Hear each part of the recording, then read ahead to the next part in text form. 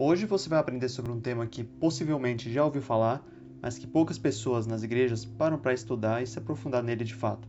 Eu estou falando da chuva serôdia. O objetivo desse vídeo é de te mostrar, através da Bíblia, o que é a chuva serôdia e qual é a relevância dela para os dias de hoje. Você também vai entender qual é a relação da chuva serôdia com as profecias do Apocalipse. Seja bem-vindo ao canal Escrituras Talks. Na antiguidade, os povos do Oriente Médio dependiam dos ciclos agrícolas para o sucesso de sua agricultura. Esses ciclos agrícolas eram marcados por dois momentos principais. O primeiro era o momento das primeiras chuvas, ou chamado de chuva temporã, que ocorria por volta do mês de setembro ou outubro. E o segundo momento, que marcava esse ciclo, era o da chuva serôdia, que acontecia por volta de abril ou março. A primeira vez que o conceito da chuva serôdia aparece na Bíblia é no livro de Deuteronômio, no momento onde os israelitas, após 40 anos no deserto, já estavam às portas da Terra Prometida. Moisés, em todo o livro do Deuteronômio, ele relembra ao povo todas as leis, todas as ordenanças que Deus havia dado a eles vários anos antes. Em Deuteronômio, capítulo 11, ele explica um pouco de como será a dinâmica de agricultura agora que eles vão entrar na Terra Prometida. Agora, a forma que o povo de Israel adotaria para adquirir seu sustento seria diferente. Quando eles habitavam na terra do Egito, todo o sistema de irrigação de suas colheitas era feito manualmente. Eles iam ao rio Nilo, pegavam a água através de recipientes e levavam essa água para as lavouras, para que eles pudessem regá-la e assim pudessem ter as suas colheitas. Mas agora, Deus deixa bem claro de que na Terra Prometida isso vai funcionar de uma forma diferente. Eles não vão depender mais da ação deles de pegar água de um rio e levar para fazer a irrigação de suas colheitas. Mas agora eles dependeriam da ação do próprio Deus, que Deus iria fazer a provisão das chuvas que eles tanto precisavam para o sucesso de suas colheitas, tanto as primeiras chuvas como as últimas, ou seja, tanto a chuva serôdia como a chuva temporã. E isso era uma mudança de paradigma muito grande para o povo de Israel. Agora eles deveriam aprender a depender na ação do próprio Deus para prover o sustento que eles tanto precisavam. Entretanto, nós podemos notar que, ao longo da Bíblia, os símbolos da chuva e da água, eles são usados para representar algumas outras coisas. No livro de Isaías, no capítulo 44, o profeta compara o derramamento da água com o derramamento do Espírito, e esse derramamento gera resultados bem significativos naquele que o recebe. Se dão principalmente pelo reconhecimento da propriedade de Deus sobre aquela pessoa. É como se Deus ele se tornasse de fato o proprietário de tudo que esse ser humano tem e do que ele é. Não é mais minha casa, meu carro, minhas propriedades.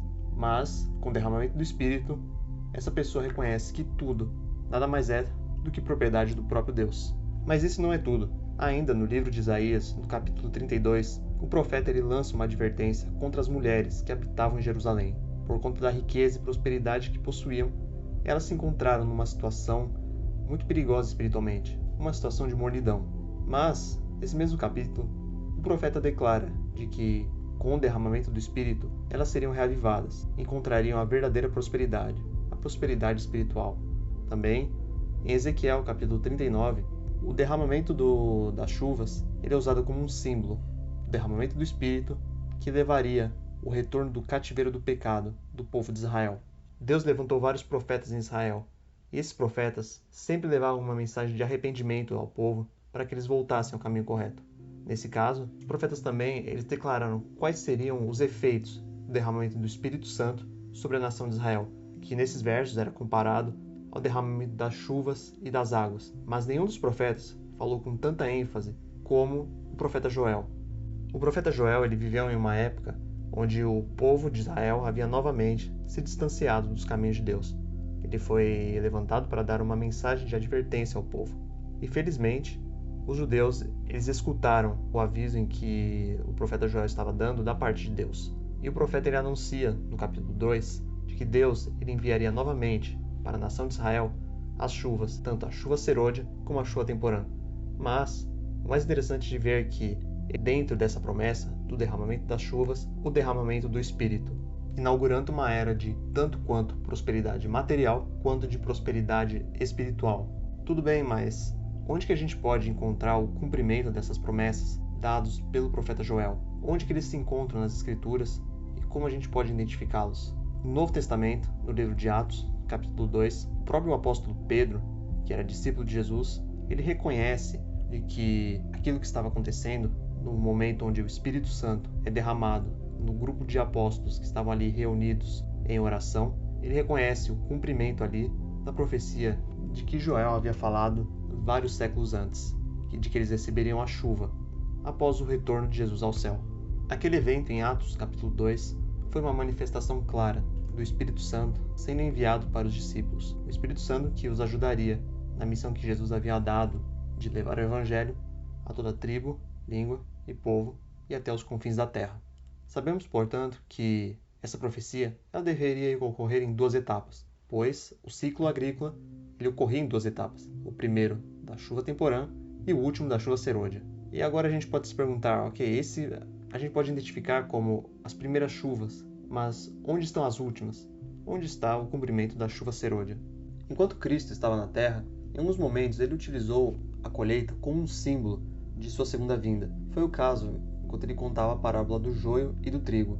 Nós temos também essa profecia tratada em Apocalipse, capítulo 14.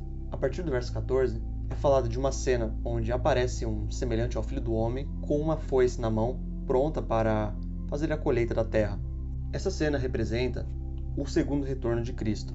Nós sabemos que a chuva serôdia e a chuva temporã elas faziam parte do ciclo de agricultura da época do Antigo Oriente Médio.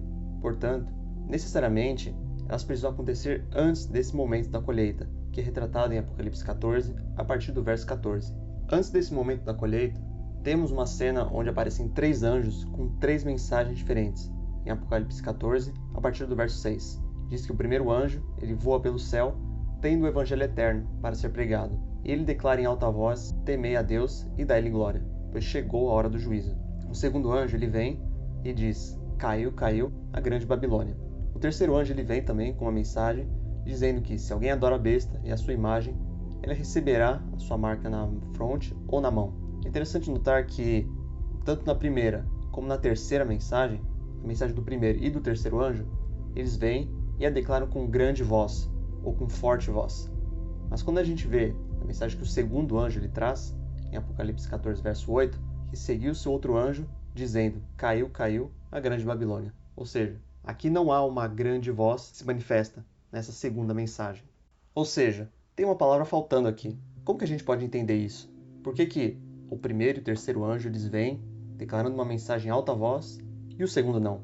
A resposta a gente encontra em Apocalipse, capítulo 18. A partir do verso 1, vai dizer que apareceu um outro anjo que tinha uma grande autoridade e a terra toda se iluminou com a sua glória. E ele declarou com potente voz: caiu, caiu a grande Babilônia. Esse quarto anjo, ele vem, ele tinha grande autoridade, a terra se ilumina com a sua glória, mas também ele vem trazendo a mesma mensagem que aquele segundo anjo ele tinha, só que dessa vez com alta voz. É justamente a palavra que estava faltando. Quem é esse anjo que vem trazendo grande autoridade e a terra se ilumina com a sua glória? A resposta também a gente pode encontrar em um outro verso da Bíblia. Como que a gente pode identificar quem é esse anjo? Felizmente, nós temos uma outra referência que vai nos explicar isso. Em Ezequiel, capítulo 43, o profeta narra uma cena onde ele estava no templo e, num dado momento, ele vê a glória de Deus. E a glória de Deus, ela resplandece por toda a terra, ela se manifesta por todo o globo terrestre. E isso nos dá a resposta para aquele verso de Apocalipse, capítulo 18. Esse anjo que aparece nada mais é do que o próprio Deus, e fazendo-a se iluminar com a sua glória. Lá no momento onde as primeiras chuvas foram derramadas, onde os apóstolos eles receberam o Espírito Santo para que os dessem força e os auxiliassem a, num primeiro momento, levar a mensagem do Evangelho para aquele contexto onde eles viviam, também, nos últimos tempos, o Espírito Santo ele aparecerá na terra, ele será derramado da mesma forma, porém em uma medida muito maior, para que essa mensagem, a mensagem do Evangelho eterno, o mesmo que os discípulos estavam levando na época em que Jesus ele subiu aos céus, esse fenômeno ele também vai se repetir, para que esse Evangelho seja levado por toda a terra. E assim se cumpra a condição que Jesus falou, para que o fim ele finalmente venha. Ele diz em Mateus 24, verso 14, onde o Evangelho será pregado por toda a terra e então virá o fim. Da mesma forma que lá em Atos capítulo 2, os discípulos eles haviam reconhecido sua dependência total da ação de Deus para cumprir a missão que Jesus lhes havia dado, no fim, não vai ser diferente. A terra toda ela vai se iluminar com a glória de Deus para que seu evangelho seja conhecido e a última mensagem seja levada adiante. Mas o que falta para recebermos? O que falta para finalmente a chuva serôdia ser derramada sobre nós? Esse será o tema do próximo vídeo.